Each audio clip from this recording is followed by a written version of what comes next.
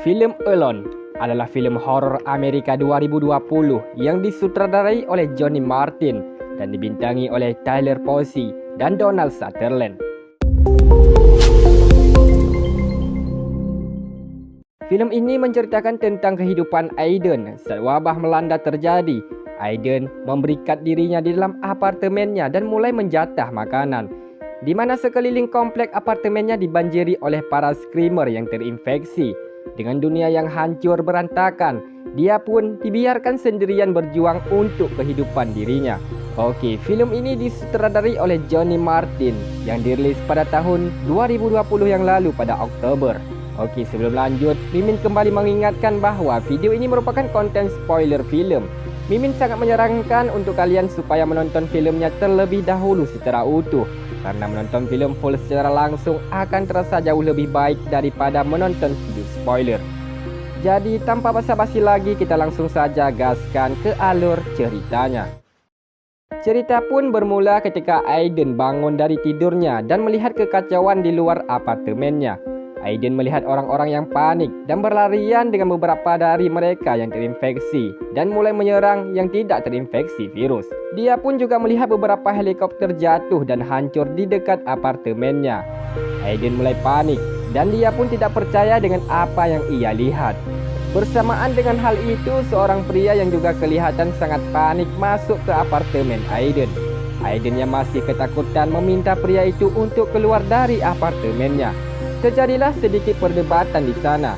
Kemudian kondisi sedikit tenang saat pria itu mengaku bahwa ia adalah Brandon, tetangga sebelah apartemennya. Pria itu pun meminta pertolongan kepada Aiden karena ia telah terluka karena diserang oleh teman satu apartemennya yang ternyata telah terinfeksi virus zombie. Aiden pun kemudian mendengar berita dari televisi bahwa telah terjadi kekacauan parah di kota-kota besar. Orang-orang terinfeksi virus yang sangat berbahaya. Mereka terinfeksi terlihat mengeluarkan darah dari matanya dan juga kanibalisme. Virus menyebar melalui darah terutama lewat gigitan dan cakaran. Dan hal inilah yang sedang dialami Brandon. Brandon yang juga mendengar berita itu mulai ketakutan dan berkata kepada Aiden bahwa ia baik-baik saja. Dia tidak terinfeksi virus. Namun tiba-tiba dari luar pintu kamar terdengar suara teriakan orang-orang yang terinfeksi virus dan telah menjadi zombie. Aiden meminta Brandon untuk keluar dari apartemennya. Seketika wajah Brandon berubah, matanya jadi merah dan mengeluarkan darah. Ia juga mulai berteriak.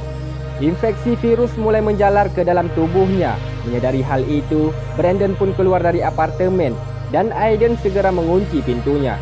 Dari luar terdengar suara teriakan Brandon yang kesakitan dimangsa oleh para zombie.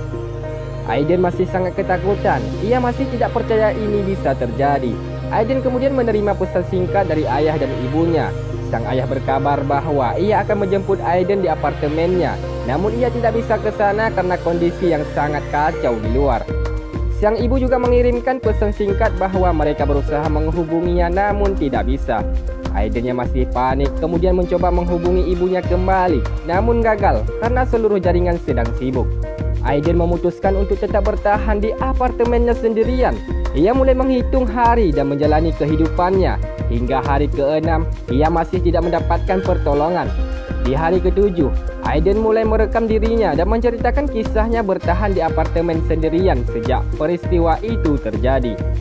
Setiap hari ia mendengar suara teriakan orang-orang, bahkan sampai saat ia merekam dirinya di hari ke-7. 19 hari berlalu, Aiden masih terjebak di dalam apartemennya.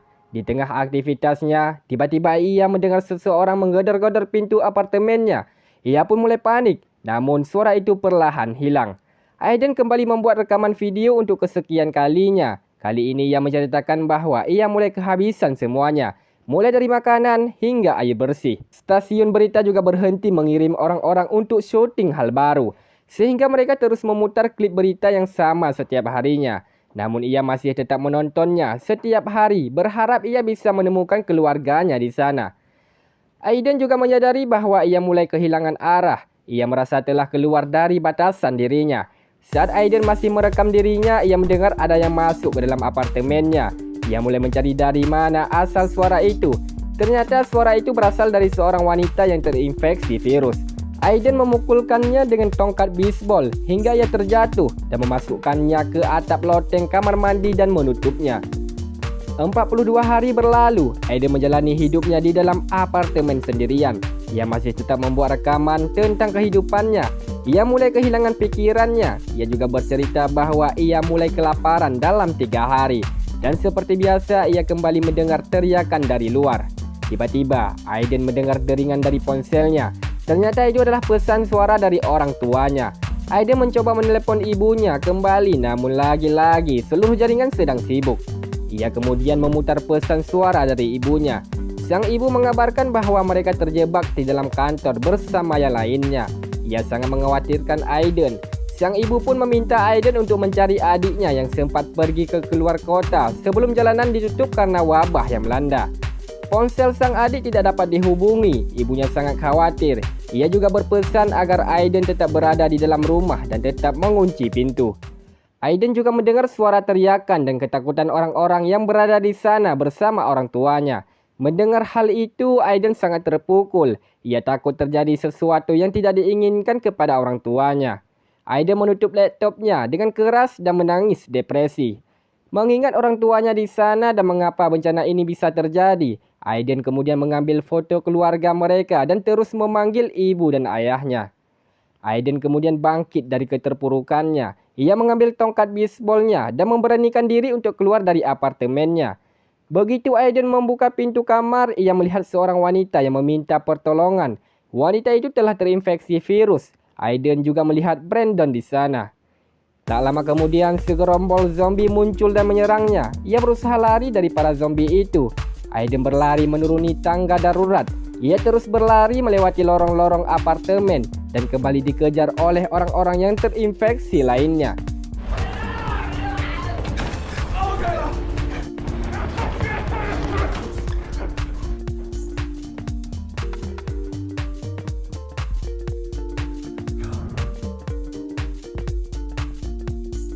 Di hari berikutnya, saat ia terbangun dari tidurnya, ia kembali mendengar para zombie menggedor-gedor pintu apartemennya.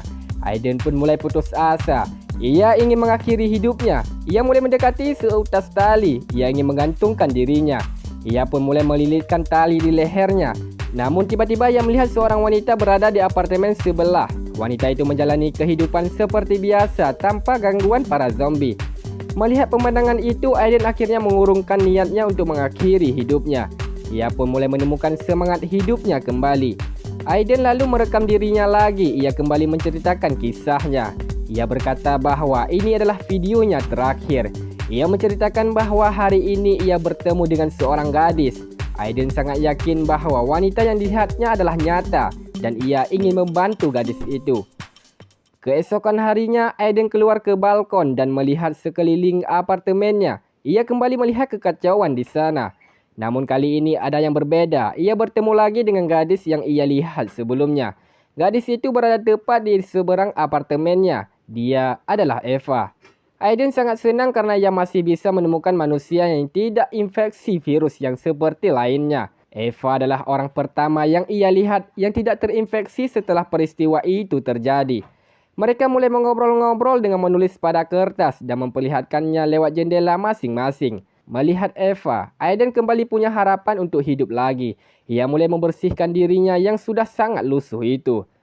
Hari berikutnya, Aiden dan Eva kembali mengobrol. Aiden kemudian melemparkan tali ke arah apartemen Eva dan mengirimkan minuman untuknya. Sementara itu, para zombie berada di lantai bawah menunggu mangsanya. Namun tiba-tiba seorang yang telah terinfeksi virus melihat Eva dan memanjat ke atas ingin menyerang Eva. Tetapi Aiden mencoba menghalanginya dengan melemparkan botol ke arahnya. Zombie itu kemudian berbalik menyerang Aiden. Aiden mulai panik. Di sisi lain, zombie lainnya mulai membuka paksa pintu apartemennya. Beruntung, Aiden berhasil membunuh zombie tersebut. Malam harinya, Aiden mulai mengatur strategi agar ia bisa membantu dan melindungi Eva dari serangan para zombie. Aiden keluar dari kamar dan mengambil kunci kamar di sebelahnya. Ia mengambil dari kantung celana pria yang sudah menjadi mayat karena diserang para zombie lainnya. Ia pun masuk ke kamar tersebut. Aiden mulai mencari makanan untuk persediaannya. Ia juga mencari sesuatu yang bisa digunakan untuk melawan para zombie. Namun, tak lama kemudian zombie muncul dan menyerangnya lagi. Ia berusaha melawan dan lari dari zombie itu. Setelah berhasil membunuh zombie itu, ia pun bergegas keluar dari tempat itu dan membawa apa yang ia dapat di sana.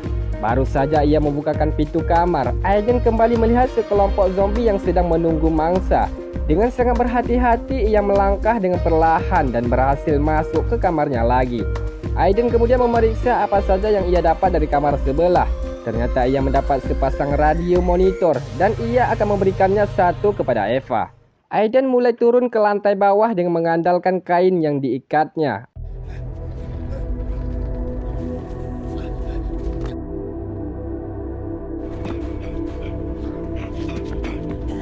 Aiden kemudian melemparkan monitornya ke depan balkon kamar Eva dan ia kembali naik ke kamarnya. Sementara itu, para zombie berkeliaran di bawah sana mencari mangsa. Keesokan harinya, Eva mengabari Aiden menggunakan monitor yang diberikan oleh Aiden. Mereka mulai mengobrol tentang kehidupan mereka. Itu tentunya sangat membantu mereka karena semenjak peristiwa itu mereka tidak pernah berbicara kepada siapapun karena orang-orang telah terinfeksi. Malam harinya, Aiden mencoba keluar dari tempat itu melewati lorong-lorong atap apartemennya. Tak lama kemudian ia bertemu dengan mayat laki-laki di lorong tersebut. Ia sangat terkejut. Ia kemudian terus merangkak mencari jalan keluar. Ia pun kemudian mendarat di dalam sebuah kamar. Setelah memastikan kamar itu aman, ia pun kembali mencari makanan. Dan ia menemukan banyak sekali persediaan makanan. Hal ini tentu saja sangat membuatnya gembira. Ia pun lantas memberitahukan Eva tentang apa yang ia temukan. Tak lama kemudian Aiden bertemu dengan seorang lelaki tua di kamar itu. Lelaki itu kelihatannya tidak terinfeksi. Setelah memastikan mereka sama-sama tidak terinfeksi, mereka pun kemudian mengobrol dan menceritakan apa yang terjadi. Lelaki tua itu juga menyuguhkan makanan untuk Aiden.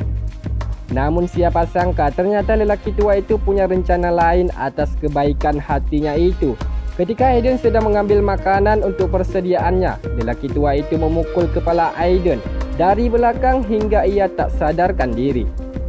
Ketika Aiden sadar, ia melihat seorang wanita yang terinfeksi virus dan lelaki tua itu di sampingnya. Lelaki tua itu juga mengikat Aiden agar ia tidak bisa lari dari tempat itu. Lelaki tua itu pun memperkenalkan dirinya, ia adalah Edward.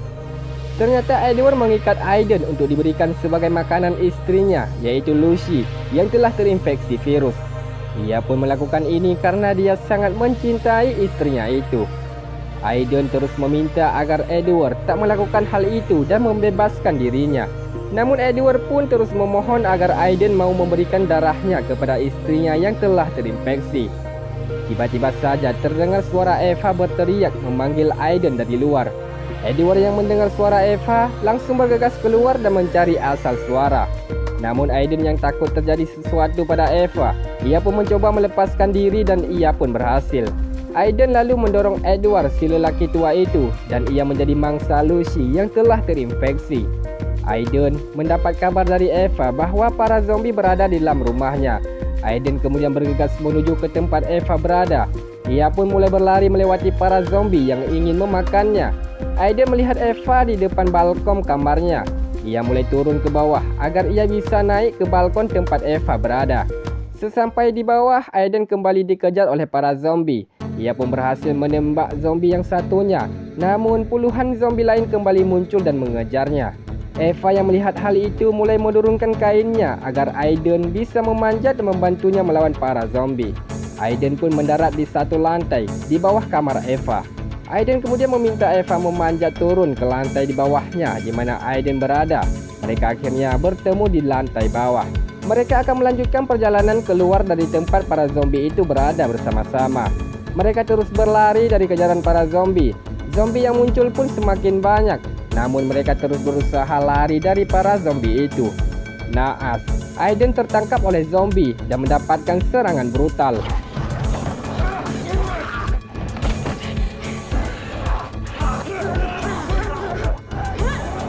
Lagi-lagi ia berhasil lolos.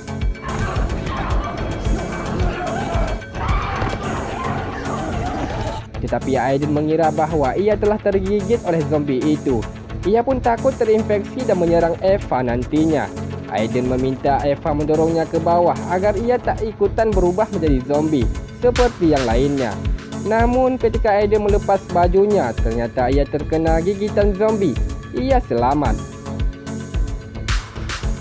Tentunya mereka berdua sangat bahagia. Mereka berdua pun bisa melanjutkan hidup bersama-sama.